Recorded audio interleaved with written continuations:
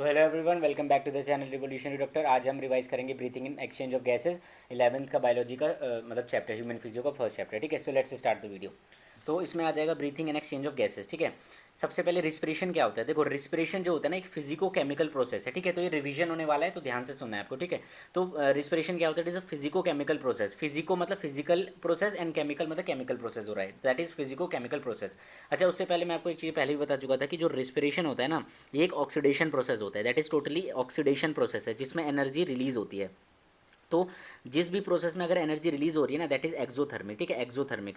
और दूसरा क्या होता है, फोटोसिंथेसिस। तो फोटोसिंथेसिस एक क्या होता है, रिडक्शन प्रोसेस होता है, जिसमें एनर्जी रिक्वायर होती है, एनर्जी रिक्वायर होती है। ठीक है, इसमें एनर्जी रिक्वायर होती है, जिसमें जो डेल्टा एच आ जाएगा दैट इज पॉजिटिव। तो ये क्लियर है। तो रिस्पिरेशन हमने पढ़ा कि it is a physico chemical process. देखो, सबसे पहले क्या होता है कि एटमोस्फेयर से हम एयर लेते हैं, दैट इज इंस्पिरेशन। ठीक है, और एक्सपिरेशन भी होता है। तो ये इसे हम कहते हैं कौन सी कैटेगरी में आता है, वेंटिलेशन और ब्रीथिंग, सबसे पहला पॉइंट। दूसरा होता है जैसे एयर हमारे पास लंग्स में जाएगी तो उसे कहते हैं एक्सटर्नल रिस्पिरेशन। इसमें क्या होता है कि डिफ्यूजन होता है गैसेस का between lungs and deoxygenated blood. तो लंग्स और डीऑक्सीजनेटेड ब्लड के बीच में गैसेस का डिफ्यूजन होता है, जिसे हम कहते हैं एक्सटर्नल रिस्पिरेशन। तो सबसे पहले वेंटिलेशन है, ब्रीथिंग। दूसरा एक्सटर्नल रिस्पिरेशन। फिर तीसरा ट्रांसपोर्ट ऑफ गैसेस, मतलब हार्ट में जाएगी, फिर हार्ट से हमारे पास ब्लड में जाएगी। तो तीसरा मेथड है हमारे पास जिसे कहते हैं ट्रांसपोर्ट ऑफ गैसेस। फोर्थ है इंटरनल रिस्पिरेशन। इंटरनल रिस्पिरेशन का मतलब क्या होता है, ये डिफ्यूजन होता है गैसेस का between tissues and oxygenated blood. ठीक है, तो आई होप क्लियर होगा। सबसे पहले वेंटिलेशन और ब्रीथिंग, फिर एक्सटर्नल रिस्पिरेशन, फिर ट्रांसपोर्ट ऑफ गैसेस, और फिर इंटरनल रिस्पिरेशन। तो ये चार होते हैं हमारे फिजिकल प्रोसेस। फिर पांचवा प्रोसेस होता है जिसे कहते हैं केमिकल और सेलुलर रिस्पिरेशन। सेल के अंदर ऑक्सीजन आ जाएगा जो ब्रेक डाउन करेगा ऑक्सीडेटिव ग्लूकोज का। ठीक है, तो ब्रेक डाउन होगा और ऑक्सीजन यूज होती है इनडायरेक्टली। तो पांच स्टेप समझ आए बेसिकली ब्रीथिंग में। तो देखो, सबसे पहले वेंटिलेशन ब्रीथिंग होता है, फिर एक्सटर्नल रिस्पिरेशन होता है। एक्सटर्नल रिस्पिरेशन क्या होता है, diffusion of gases between lungs and deoxygenated blood. फिर तीसरा होता है transport of gases, then we have internal respiration, last we have chemical और सेलुलर रिस्पिरेशन। दैट्स वाई हम कह रहे हैं कि जो रिस्पिरेशन होता है it is a physico chemical process. ठीक है, तो इंटरनल रिस्पिरेशन और एक्सटर्नल का याद रखना है। इंटरनल मतलब होता है डिफ्यूजन हो रहा है गैसेस का between tissues and oxygen blood. अब देखो, ओनली फिजिकल प्रोसेस वेरी करता है ऑर्गेनिज्म टू ऑर्गेनिज्म। अब जो फेरिंग्स होता है ना, वो ओपन करता है through larynx region into the trachea. Pharynx क्या होता है, common passage for both food and air. अब देखो, प्लांट्स में क्या होता है, ड्यूरिंग रिस्पिरेशन क्या होता है ना, ये ऑक्सीजन लेते हैं और CO2 प्रोड्यूस करते हैं, क्योंकि रिस्पिरेशन मैंने बताया that is an oxidative process. Photosynthesis के दौरान क्या करते हैं, ये लाइट डे टाइम पे ये लाइट एनर्जी लेते हैं, मतलब ये ऑक्सीजन रिलीज करते हैं, और नाइट पे ये CO2 लेते हैं। ठीक है, अब देखो, केमिकल प्रोसेस की बात करेंगे, सेलुलर रिस्पिरेशन। तो जो भी इनडायरेक्ट ब्रेकडाउन होता है ग्लूकोज का थ्रू डिफरेंट मेटाबॉलिक पाथ्स, और उसका ऑक्सीडेशन होता है किसके लिए, फॉर्मेशन ऑफ ATP। हम खाना क्यों खाते हैं, ATP के लिए। तो दो तरीके के ऑक्सीडेशन होता है, एक होता है कंप्लीट ऑक्सीडेशन, एक होता है इनकम्प्लीट ऑक्सीडेशन। कंप्लीट ऑक्सीडेशन मतलब होता है in presence of oxygen, and in absence of oxygen incomplete oxidation. ये इसे कहते हैं aerobic respiration, this is anaerobic. Aerobic respiration में हमने पढ़ा है कि जो ग्लूकोज होता है कन्वर्ट हो जाता है CO2 में, 6 CO2 6 वाटर प्लस 38 ATP। तो इक्वेशन याद होनी चाहिए। एनारोबिक रिस्पिरेशन में क्या होता है कि जो ग्लूकोज होता है या तो ये लैक्टिक एसिड बन जाता है मसल्स में, और ये इथेनॉल बना देता है। तो लैक्टिक एसिड फर्मेंटेशन और इथेनॉल फर्मेंटेशन, इसमें सिर्फ दो ही ATP बनती हैं। तो अभी तक आपको समझ आया केमिकल सेलुलर रिस्पिरेशन में क्या होता है कि अगर ऑक्सीजन है तो दैट इज कंप्लीट ऑक्सीडेशन होगा, उसे कह देंगे एरोबिक रिस्पिरेशन, जिसमें हमारे पास 38 ATP बनती है। अगर ऑक्सीजन नहीं होगा, एनारोबिक रिस्पिरेशन, उसमें हमारे पास फर्मेंटेशन होता है, लैक्टिक एसिड और अल्कोहलिक है। ठीक है, जिसमें सिर्फ दो ATP बनती हैं। Human respiratory system. तो ह्यूमन रिस्पिरेटरी सिस्टम में देखो, सबसे पहले ये होता है हमारे पास एपिग्लॉटिस। एपिग्लॉटिस क्या होता है, ये थिन इलास्टिक कार्टिलेजिनस फ्लैप होता है जो प्रिवेंट करता है entry of food into larynx. ठीक है, लेरिंग्स क्या होता है हमें पता है कि that is went pipe, trachea में जो ओपनिंग होती है। ठीक है, वैसे तो लेरिंग्स हमारे पास साउंड बॉक्स होता है। तो फिर ग्लॉटिस आता है। अब glottis is the covering of food pipe, ठीक है, सॉरी विंड पाइप। ठीक है, अब ट्रैकिया की बात करेंगे तो ट्रैकिया क्या होता है, इट कंटेन्स 12 से 16 C shaped incomplete dorsally hyaline cartilage. Dorsally से इनकम्प्लीट होते हैं, मतलब ये हमारे पास ऐसे आगे ही ऐसे कंप्लीट होते हैं। ठीक है, ऐसे। तो दिस इज 12 से 16 क्या होते हैं, C shaped incomplete dorsally hyaline cartilage होते हैं। साउंड बॉक्स को हम लेरिंग्स कहते हैं, जो 9 कार्टिलेज से बना होता है। ये होते हैं हमारे ब्रोंकाई। ठीक है, ये ब्रोंकाई होते हैं। फिर जो स्पेस होता है बिटवीन द टू लंग्स उसे हम मीडियस्टिनम कहते हैं। ये हमारा हार्ट है, दिस इज राइट लंग, ये हमारा राइट लंग है, दिस इज लेफ्ट लंग। ठीक है, इसे कार्डियक नॉच कहते हैं। ये जो है ना, ये कार्डियक नॉच है जहाँ पे हमारा हार्ट प्रेजेंट है, और ये सिर्फ प्रेजेंट होगा लेफ्ट लंग में, क्योंकि हमारा हार्ट यहाँ पे सेंटर में प्रेजेंट होता है। और ये ऑब्लिक मसल्स होती है, जो लेफ्ट लंग है इसमें ऑब्लिक मसल्स होती है जो प्रेजेंट होती है दोनों लंग्स में। ठीक है, अब देखो, जो ट्रैकिया है, ट्रैकिया डिवाइड होता है ब्रोंकाई में एट 5th थोरासिक वर्टिब्रे। तो ट्रैकिया कहाँ पे डिवाइड होता है, ये डिवाइड होता है ब्रोंकाई में, ये ट्रैकिया डिवाइड होता है ब्रोंकाई में eight 5th thoracic vertebrae. Clear है। अब देखो, ये जो है ना हमारे पास, एक ये डिवीजन और एक ये, तो इसको और इसको तो हम क्या कह रहे हैं, इसको और इसको दोनों को हम कह रहे हैं ऑब्लिक फिशर, जो दोनों में प्रेजेंट होता है लंग्स में। बट एक यहाँ पे राइट लंग्स में ट्रांसफर फिशर होता है, जो सिर्फ प्रेजेंट होता है राइट लंग्स में। इतना क्लियर है। और जो हमारा राइट ब्रोंकाई होता है ना, थोड़ा लोअर होता है देन लेफ्ट ब्रोंकाई। क्यों, क्योंकि यहाँ पे हमारे पास लीवर प्रेजेंट होता है।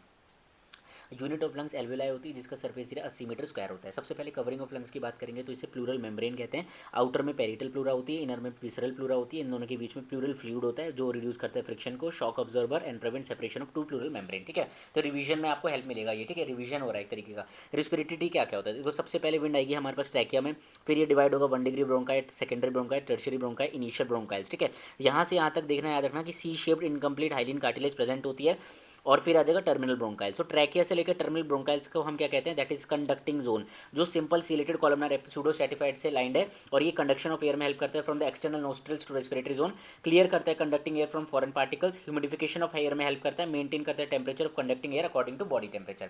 फिर यहाँ से आते हैं respiratory bronchioles, alveolar ducts, alveolar sac और एल्वियोलाई। एल्वियोलाई क्या होता है, that is unit of lungs, इसे कहते हैं रेस्पिरेटरी जोन, जिसमें सिंपल स्क्वैमस एपिथेलियल। क्यों, क्योंकि यहाँ पे हमारे पास एक्चुअल में क्या हो रहा है, एक्सचेंज ऑफ गैसेज हो रही है, डिफ्यूजन हो रहा है ना, एक्सचेंज ऑफ डिफ्यूजन हो रहा है। तो यहाँ पे लिखा है diffusion of gases oxygen and CO2 between blood and atmospheric air. तो यहाँ पे हम फिर से आते हैं रेस्पिरेटरी ट्री में। सबसे पहले आता है हमारे पास क्या, ये आता है ट्रैकिया, फिर 1 degree bronchi, secondary bronchi, tertiary bronchi, initial bronchioles, terminal bronchioles. यहाँ से यहाँ तक होता है हमारा कंडक्टिंग जोन। फिर respiratory bronchioles, alveolar ducts, alveolar sac, alveoli, यहाँ से यहाँ तक होता है हमारा रेस्पिरेटरी जोन। ठीक है, तो आई होप इतना समझ आया होगा। फिर नेक्स्ट बात करेंगे तो इसमें आता है स्ट्रक्चर ऑफ एल्वियोलाई क्या होता है। तो देखो एल्वियोलाई जो होता है ना, इरेगुलर वॉल्ड का इन वेस्कुलराइज बैग लाइक स्ट्रक्चर होता है। ये हमारे एक एल्वियोलाई है।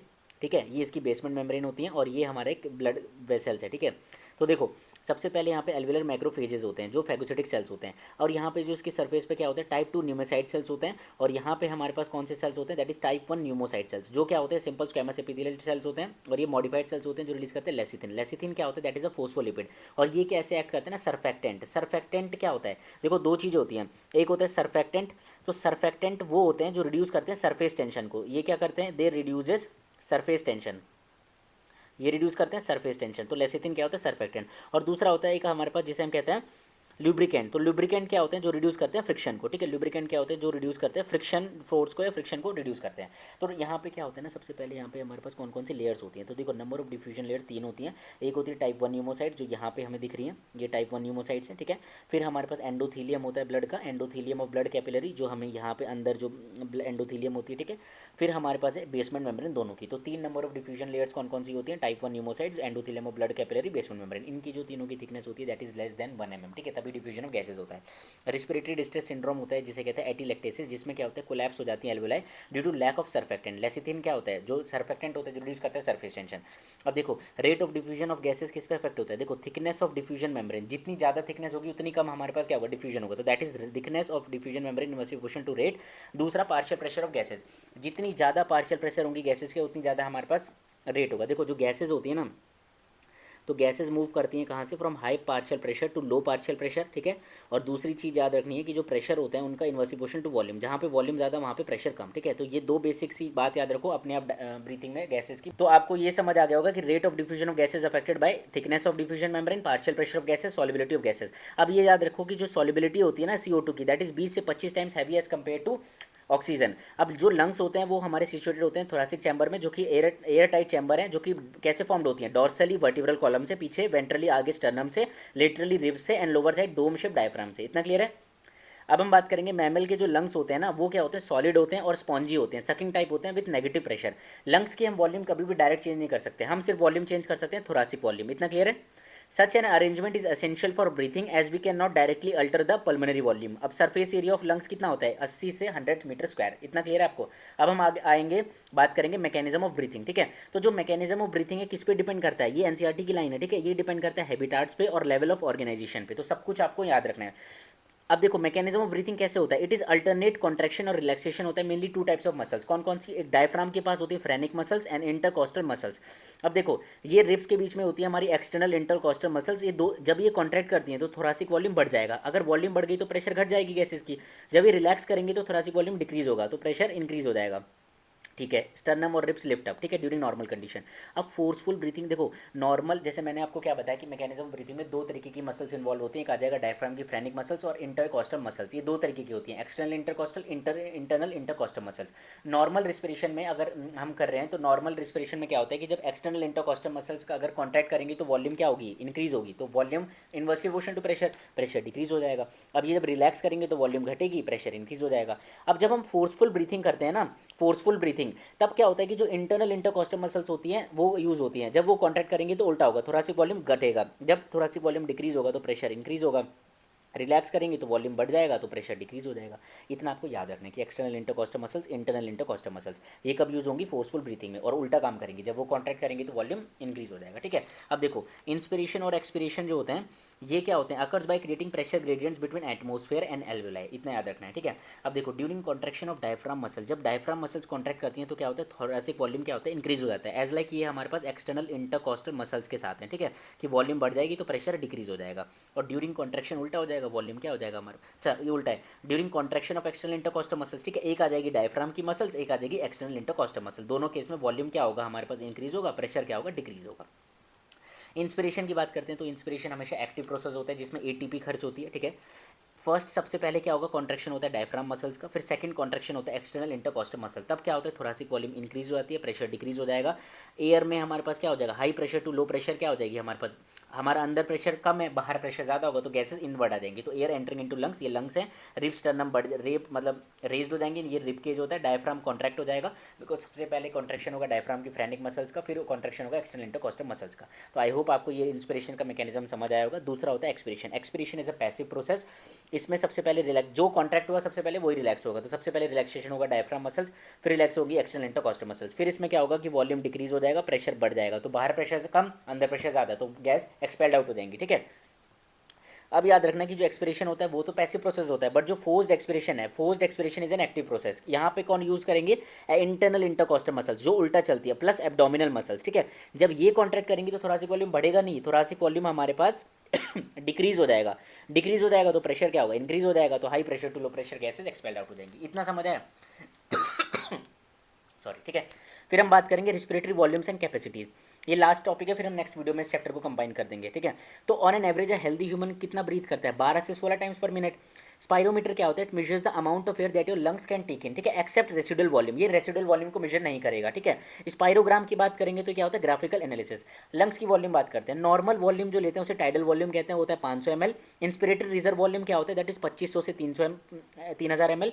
एक्सपिरेटरी रिजर्व वॉल्यूम क्या होती है, 1000 से 1100 ml होती है। रेसिडुअल वॉल्यूम होती है 1100 से 1200 ml। तो सबसे पहले तो आपको ये याद रखना है, रेसिडुअल वॉल्यूम होती है नेगेटिव इंट्रापल्मोनरी प्रेशर के कारण। ठीक है, अब देखो लंग कैपेसिटीज में इंस्पिरेटरी कैपेसिटी क्या होती है, that is tidal volume plus inspiratory reserve volume. Expiratory capacity क्या होता है, tidal volume plus expiratory reserve volume. Vital capacity क्या होता है, it is the maximum volume of air which forcefully inspire after forceful expiration. Forceful expiration से सबसे पहले आप क्या लोगे, टाइडल वॉल्यूम लोगे, फिर इंस्पिरेटरी रिजर्व वॉल्यूम, फिर एक्सपिरेटरी रिजर्व वॉल्यूम, इसे कहते हैं वाइटल कैपेसिटी। ठीक है, तो स्पायरोमीटर क्या होता है, measure the amount of air that your lungs can take in except residual volume. तो जहाँ जहाँ रेसिडुअल वॉल्यूम आ रहा है वो स्पायरोमीटर मेजर नहीं कर पाएगा। जैसे फंक्शनल रेसिडुअल कैपेसिटी क्या होता है, ERV plus expiratory reserve volume plus residual volume, तो स्पायरोमीटर ये मेजर नहीं कर पाएगा। ब्रीथ करते समय लंग्स में कितनी एयर रोक सकते हो उसे कहते हैं फंक्शनल रेसिडुअल कैपेसिटी। फिर आता है टोटल लंग कैपेसिटी, तो स्पायरोमीटर इसे भी मेजर नहीं कर पाएगा, तो इसमें टाइडल रेसिडुअल वॉल्यूम इसमें भी आता है। Total tidal volume plus inspiratory reserve volume plus expiratory reserve volume plus residual volume. अब देखो ये ग्राफ देखो, तो सबसे पहले हमारे पास नॉर्मल हम टाइडल वॉल्यूम लेते हैं। ठीक है, नॉर्मल वॉल्यूम है 500 ml, ये टाइडल वॉल्यूम लिए छोड़ी नॉर्मल ब्रीथिंग में। फिर अगर हमें ज़्यादा सांस की जरूरत है तो इंस्पिरेटरी रिजर्व वॉल्यूम, फिर 2500, फिर हम छोड़ेंगे, फिर और जो एक्सपिरेटरी रिजर्व वॉल्यूम है उसको भी एक्सेल आउट कर देंगे। दैट इज फोर्स्ड रिस्पिरेशन, जिसमें एक्टिव प्रोसेस होता है ना, जिसमें इंटरनल इंटरकॉस्टल मसल्स कॉन्ट्रैक्ट करती है, एब्डोमेन मसल्स कॉन्ट्रैक्ट करती है, वो कॉन्ट्रैक्ट करेंगे तो थोरासिक वॉल्यूम घटेगा बढ़ने की बजाय। ठीक है, फिर आ जाएगा रेसिडुअल वॉल्यूम। ठीक है, ये रेसिडुअल वॉल्यूम होता है जो नेगेटिव होता है। क्लियर है, ये नॉर्मली चीज़ें आपको बताइए। ठीक है, inspiratory capacity, expiratory capacity, vital capacity, functional residual capacity, total lung capacity, 5 चीज़ याद रखनी है, जिसमें से functional residual capacity, total lung capacity spirometer measure नहीं कर सकता, उसमें रेसिडुअल वॉल्यूम आता है। फिर पुलमनरी वेंटिलेशन क्या होता है, अच्छा याद रखना, ये 5800 ml होती है। पुलमनरी वेंटिलेशन का फॉर्मूला होता है rate of breathing into tidal volume. Rate of breathing क्या होता है, 1 मिनट में 12 से 16 टाइम्स ह्यूमन ब्रीथ करता है, इनटू में 500 मतलब टाइडल वॉल्यूम। तो पुलमनरी वॉल्यूम की वैल्यू होती है 6000 से 8000 ml। ठीक है, तो आई होप आपको ये पहले फर्स्ट वीडियो थी या पहला पार्ट था, हम कह सकते हैं चैप्टर 17 का, breathing and exchange of gases का। तो आई होप आपको थोड़ा सा अच्छा हेल्प मिली होगी रिवीजन में। ठीक है, तो एकदम कंटिन्यू बने रहो, अच्छे से रिवाइज करते रहो, डेफिनेटली होगा। देखो जो आप सोचोगे ना वही होगा, अगर आप नेगेटिव सोचते रहोगे तो डेफिनेटली प्रॉब्लम ही होगी। तो इसलिए बी पॉजिटिव, बी जो हो रहा है होने दो, अच्छा ही होगा। ठीक है, so thanks for watching, last but not the least, it's okay to not be okay. Thank you.